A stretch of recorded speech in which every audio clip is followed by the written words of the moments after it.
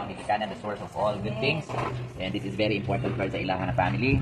Kung nag-aampo, Lord, while driving and ginayos nila ning sakyanan, they will always be safe. Amen. I pray for the blood of Jesus to cover sining sakyanan and walay work sa enemy nga makapanimuhat, Lord.